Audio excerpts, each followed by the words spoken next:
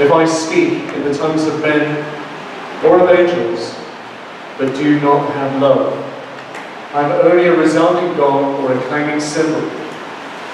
If I have the gift of prophecy, and can fathom all mysteries, and all knowledge, and if I have a faith that can move mountains, but do not have love,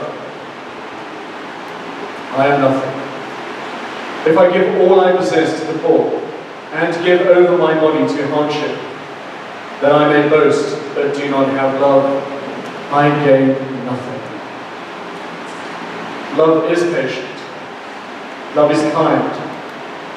It does not envy. It does not boast. It is not proud. It does not dishonor others. It is not self-seeking. It is not easily angered. It keeps no record of wrongs. Love does not delight in evil, but rejoices with the truth. It always protects, always trusts, always hopes, always perseveres. Love never fails. But where there are prophecies, they will cease. Where there are tongues, they will be stilled. Where there is knowledge, it will pass away. For we know in part, and we prophesy in part.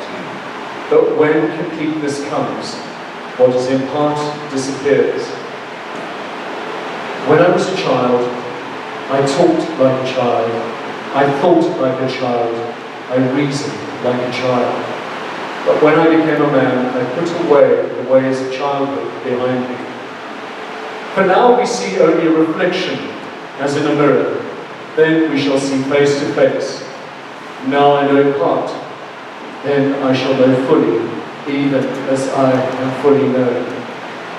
And now these three remain: faith, hope, and love. But the greatest of these is love. This is the word of the Lord. Thanks be to God. Amen. Let us pray.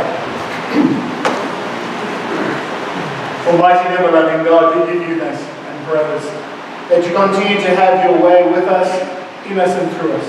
As we come to your holy scriptures this morning, we give you thanks that you open our eyes of understanding, that you speak into our heart, and in all things that we would know you audiently. So continue to touch us, we pray. May the words of my mouth and meditation of each and every one of our hearts be pleasing unto you, our rock and our Redeemer, Jesus Christ our Lord, now and always. Amen. Friends, good morning. It's good to be with you this morning, and for those who are wondering, Robin and I are back. We arrived back from holiday yesterday. It was fantastic to get away for a while. There are others who are also arrived back as well. So those who I haven't seen this year, Happy New Year's. There are a few, like a handful, but for those who are visiting us, welcome. It's good to have you amongst us and to worship with you in this space as well. Know that you're in a place where we continue to worship and continue to seek Christ in all that we do. It's a privilege to be here and share the Word of God. Today we continue our Building the Community of God worship series. Last week Zoe kicked us off, and he kicked us off in style. I loved it. Actually, for those of you who want to catch up on past sermons, YouTube, fantastic place to check. He shared with us about being a community in unity, and that diverse as we are, the various gifts and who we are, work together for the betterment of the kingdom of God. That's a bit of a recap. Today we continue our Building the Community of God worship series by taking a look at love, being a community of love. A little bit about what we're doing. The Building the Community of God worship series is a 5-week worship series in which we take a look at Paul's teachings to the church in Corinth. And also us today as well, as we read the last 3 chapters of 1 Corinthians. We learn community lessons that Paul teaches the church in Corinth, and also us as well. Unity, love, gospel, reconciliation, being people of the resurrection. What does it mean for us to be a community of God? As we seek to build a community of God. As you heard earlier on, that building the community of God is our theme for 2019. But the theme builds into a greater vision and mission for the life of our church at Bethany Methodist Church. Our mission at Bethany Methodist Church is, as you can see on the screen, God calls Bethany Methodist Church to proclaim the gospel of Jesus Christ for healing and transformation. Now this isn't a new mission. It's actually a contextualization of the Methodist Church of Southern Africa, the church to which we belong. The larger church, if you want to use that terminology. And that's the mission statement, contextualized for us. But at our local level, we have a vision. And our vision, if you want to grab your bulletin, everyone grab your bulletin if you don't mind. Those who don't have, just take a look at the bottom of the person next to you. You'll see on the back page, for the last, maybe about a year and a half, 2 years, it's been on the back. It's part of the culture, and it's becoming a growing part of our church culture, and that's our vision as well.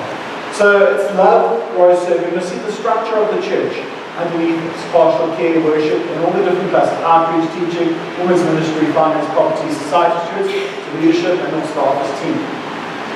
But the actual vision is the love of God grows us in community to serve in the world.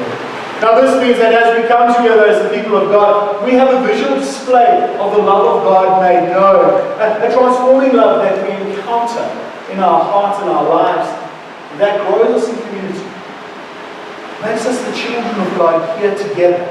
And as we grow together as the children of God, we form the community. We build the community of God together in this space, in order not just to be for ourselves, a holy club, but rather to be outward focused, into serving the world. Taking a look at the needs around us and meeting the needs of the community. Taking Christ and the hope and light of Christ to a world that needs that hope and that light more dearly. So that's who we are. For those visiting, welcome. If you want to hear more about this, 24th of February, 11 o'clock, we have our new members coffee with the ministers, and we'll unpack it a lot more about who we are. So I'm glad to see those who want to come into membership here. But today I want to focus on that first little section, the love of God. Our reading from 1 Corinthians 13 is one that many people associate with weddings. Who hasn't been to a wedding and heard that read? And you say, Raymond, I know what you mean. Now, I get young couples coming to me, they want to get married, and they say, this is the reading we want. And I look at it and I say, well what reading would you like me to share to do a little sermonette around? And they say, 1 Corinthians 13, it means so much to us. And so we go, here we go again. Not to belittle the reading, but that's the context. It's a context of love. Because it instills in that space a union of love. Where a couple come together to make a commitment to each other in the sight of the congregation, minister and God, they're present. To love and to cherish. For sickness and health. Richer and poorer, better and worse. Until death do us part.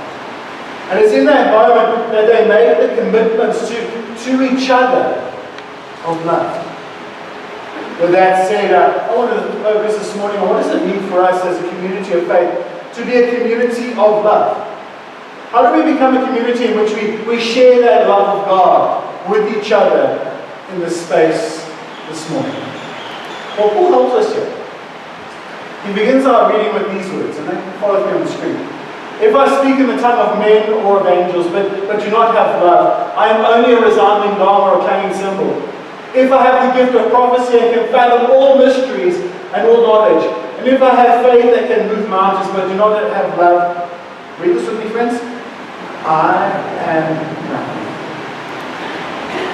If I give all I possess to the poor and give my body over to hardship, that I may boast, but do not have love, let's read this together, friends. I am nothing. So what does Paul say to us this morning? Without love, I am nothing. In a nutshell, if you take anything away from this morning's sermon, it's that. If I do not have love, without love, I am nothing. I mean, Paul literally says it. He says, without love and his actions, I'm just this clanging cymbal, I'm nothing. And again, I gain nothing. I mean, we can do our work for God. We can take the gospel and share the gospel. We can praise God. We can even speak in tongues and share the gospel. We can work out of love for God, prophesying and using those spiritual gifts that God has given us. We can have faith that moves mountains. But if we do this out of a place that lacks love, we are nothing. In other words, we're missing something. We can work for God, but if it doesn't come from a place of love, for God and for others, it's not of God. I don't know if you've ever served in various places within church or society, and you just get so worn out. You start to rely on your own reserves and your own strength, that you get worn out so quickly. It's in that space that there's something missing. Something's gone wrong. We dig into our own selves because we seek to be self-sufficient. And Paul addresses that with the Corinthian church and us again this morning as well as in our reading, because he's saying, if we should read what's going on here, that if we dig into ourselves and we do it out of a place of lack of love, these things ultimately results in nothing. Nothing. I'll say it again. Nix. Nada. Nothing. Because our intentions and our motivations are often so self-centered, and we come with the wrong motivations. Have you ever encountered a situation where someone has come and done something, but you can just see the motives are out of self-centeredness? Anyone know what I'm talking about? Let's see a few nods. You know exactly what I'm talking about. It's about self and not about love. And for me, Paul nails it on the head when he says, that's like an empty, hollow sound. There's something missing. There's something empty about it. It's like a gong or a clanging cymbal. Boom. And it's gone. Or clash of a cymbal, and it's there for a moment, and then it's gone. It's silence. There's an emptiness and a hollowness because something is missing. The love is missing, and there's nothing that sustains it or carries it on. And Paul's telling us today, to the church at Corinth and us as well, that if there's something missing, if love is missing, perhaps we need to start asking questions. We need to ask questions about why we're doing this. Why are we getting involved? Because it's only temporary. There's nothing permanent about it. God perhaps is even missing from that moment and situation. Because God is love. I love the way John writes in his letters. Now, John wrote a gospel, and I'm sure many of you know the gospel of John. Go a little bit further in the New Testament, you'll find that there's 2 letters, well actually 3 letters, afterwards. John 1, John 2, and a very short one called John 3. And this is what he says in John 1:4, verse 7 and 8. Dear friends, let us love one another, for love comes from God. Anyone who loves has been born of God and knows God. Whoever does not love does not know God, because God is love. And again in verse 16 of the same chapter. And so we know and rely on the love of God has for us. You see these 3 words, friends? God is love. Whoever lives and loves lives in God, and God in them. So much so that Paul closes this reading. In verse 13 he says, and now these 3 remain: faith, hope, and love. But the greatest of these is love.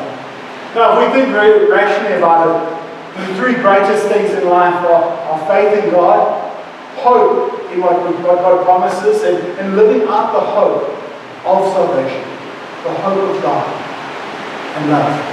Encountering the love of God that brings us into that space of transformation and healing with God. So we're talking about that just now. But the greatest of these is love.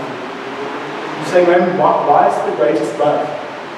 Well, when the end does come and we go home to be with God, our faith in God will get us in with God. We'll have that faith of entry through believing in Christ and relationship with God, the hope of salvation that brings us into relationship with God. But the one that lasts into eternity is love. A love of God that we'll know so completely that there'll be a deepening space of love every moment. So the greatest of these is love. Love is eternal. And as we work in love, work in God, there's an eternal nature to the working that we have as we operate in the space of love. For God is the same yesterday, today, and forever. And if God is love, love is the same yesterday, today, and forever. You say, what do you mean? Well, we need to live and work out of a place of love. We need to live and work out of a place of love. Not human love and that, but this God type of love. Jesus brings it when he speaks in John 13, verse 34 and 35. Now Jesus has just literally washed his disciples' feet, has put back his outer coat, and is about to sit down and have his final meal with his disciples. He says, "A new command I give you, love one another as I have loved you, so you must love one another. By this everyone will know that you are my disciples, if you love one another." So Jesus is saying that as we've come into the space of relationship with God, a love that has come and embraced us, a love that Jesus is teaching. There's a moment of encounter and a moment of acceptance. Most of us have been in that moment of accepting Jesus as our Lord and our Savior. If you haven't, we can chat after the service. It's in that space that as we encounter the love of God, there's a transformation that happens inside of us. Something starts to change. We start to become more loving. I don't know if you've encountered people who have almost had a 360 or 180 degree, rather. 360 means right back at the start of that. 180 degree conversion, and they were this worst person on earth. And now they're the saint. Have you ever encountered one of those people? What about us who are on that journey of faith?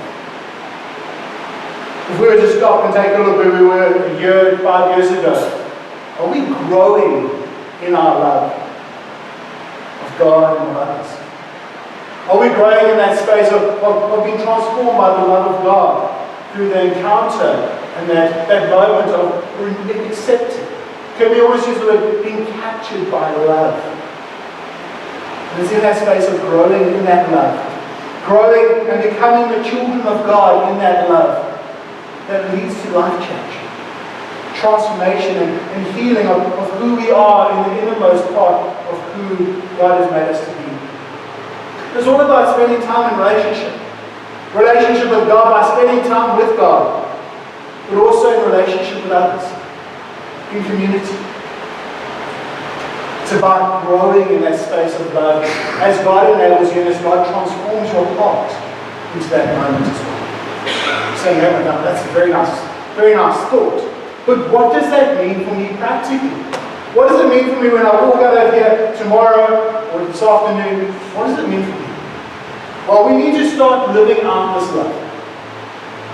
I'm sure many of you have become very loving over the years. You continue to grow in that love of God in your life. But in very practical terms, it means we need to become a community of love for God. We need to become a community of God's love as we seek to build community together. A community that is caring and loving towards each other. And I see that here at BMC. But I hope that it will grow from strength to strength. Caring beyond the walls of this church to the community and the needs of the community out of love. Not just selfish love, but genuine love and concern for the people out there. Perhaps the simplest terms is about living out our everyday life, whatever we do, with love. So take whatever you do, whether you're an accountant, whatever it is you're up to, doctor, pharmacist, looking around and just kind of pop things up the top of my head here. Whatever it is you do, add a dose of love to that. Saying, what does that mean? Well, treat people from a place of love. Can you imagine a call center operator phoning you and saying, "Hi, I love you." Not, "Hi, listen, I'm from so-and-so, I'd like to say you this." Can you imagine the different approach? You'd probably be on the phone a little bit longer and say, "Sorry, but just there's something different about that one, wasn't it?" Anyone know what I'm talking about? So it's about treating people out of a place of love. Because people don't care how much you know until they know how much you care. There's a deep sense of growing in community and love by showing people how much you love them. By adding that dose of love. Just open your heart a bit more in those spaces. You say, "Well, that's nice, but what does this look like?" Well, Paul goes on in our reading and he helps us understand the shape of this love. He says, love is patient. Love is kind. It does not envy, it does not boast, it is not proud. It does not dishonor others, or is not self-seeking. It's not easily angered. It keeps no record of wrong. Love does not delight in evil, but rejoices with the truth. It always protects, always trusts, always hopes, always perseveres. Love never fails. Friends, the love that we're talking about is not a human type of love. It's a God-given love. It's called agape love. Agape love for others, we call that. And it's a love that is sacrificial. It's a God type of love where Jesus came from God as an example of that love. A love that puts others first. Perhaps if you want another term, it's a radical love. A love that goes against our inclination for self-centeredness, for self-preservation, to put ourselves above others, to seek right when we feel we've been wrong. There's a deep sense of love that grows in that space. I mean, God teaches us through Jesus Christ. Love the Lord your God with all your heart, mind, soul, and strength. And love your neighbor as you love yourself. Does that not set our priorities straight, perhaps, in loving God, others, self?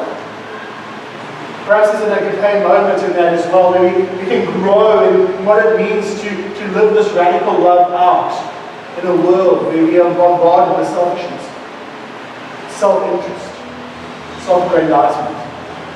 Let's stop and actually go through this. Love is patient. Friends, how patient are we? I know if you were to list all of these, that's probably one of the ones that I'm working on too. So, am I the only one working on it? Or am I alone here? Okay, I see a few hands. Thank you. So, love is patient. How are we being patient out of love for others? Love is kind. Are we giving people kind, loving thoughts? Kind, loving words? Love does not envy, it does not boast, it's not proud. I'm going to leave that to your own interpretation. It doesn't dishonor others. I mean, we take a look at the world around us. What's the first thing that happens? Discredit that person. Dishonor them. Then you can be above them. Does that sound like agape love to you? Most definitely not. There's a deep sense of loving others by not envying, not boasting, and not being proud. Not just honoring others by putting them down. It's a love that isn't self-seeking, but putting others first. A love that isn't easily angered. This is the big one, guys. A love that keeps no record of wrongs. In other words, a forgiving kind of love. A love that bag of unforgiveness that we carry on our back towards other people. Anyone know the bag I'm talking about? Is put aside. That little black book is torn up and thrown away. That forgiveness is the order of the day. Love does not delight in evil, but rejoices in the truth. For God is truth and light. And it's a God type of love. Always protects, always trusts, always hopes, always perseveres. Love never fails. So friends, this is the picture of perfect love. Now, I just want to look around. Did anyone score, can we say 10 out of 10 here? I think there are many areas in which we're getting it right. But also many areas that we need to grow in. And as we begin to seek to grow in those areas of love, let us continue to grow with each other, spurring each other on and growing in those areas. Because we need to grow in love. Perhaps you need to pick some qualities out of that list of the character of love and work on those things in your life. Perhaps there was some that jumped out at you. But it's a challenge for us to grow in love. So friends, as I close this morning, I want to say we need to be a community of love. That as we seek to build a community of God, we need to be a community that loves and builds each other up in love. As we continue to discover this love of God for ourselves, may it spur us and empower us to be loving towards each other. As we grow community here at BMC and beyond the walls of this church as well. Perhaps during this weekend I could ask, invite you into a space of spending time with God. Could I perhaps ask, maybe make time this week to draw aside and take your Bible into that moment. Turn to open to 1 Corinthians and read through it. It's only 13 verses. And see what God has to say to you. Perhaps there are things in our lives that are clashing cymbals and resounding gongs. Momentary, that we're trying to do things out of our own strength and not God's love. Perhaps we need to focus on working out of God's love. Maybe you slowly read verses 4 to 8a about the shape and the character of love. And ask God, where can I grow? Maybe God will say, listen, you're not doing so well in this area. And you need to work on that area. And perhaps go to the last one and say, how am I doing in faith, hope, and love? And if you really adventurous, and those who are part of Bible study groups will have received the Bible study material. Those who aren't and you like Bible study material, just contact the office. They'll gladly send you a copy. There's an exercise that I'd like you to try to do if you find time this week as well. Is to take the reading from 1 Corinthians 13. And every time you find the instance of love, insert Jesus. So you end up with something along these lines. I just want you to listen to this carefully. If I speak in the tongue of men and angels, but do not have Jesus, I am only a resounding gong or clanging cymbal. If I have the gift of prophecy and can fathom all mysteries and all knowledge, if I have faith that can move mountains, but I do not have Jesus, I am nothing. Jesus is patient. Jesus is kind. Jesus does not envy. Jesus isn't proud. He does not boast. Jesus does not dishonor others.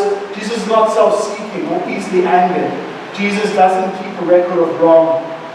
Jesus doesn't delight in evil but rejoice in the truth. Jesus always protects.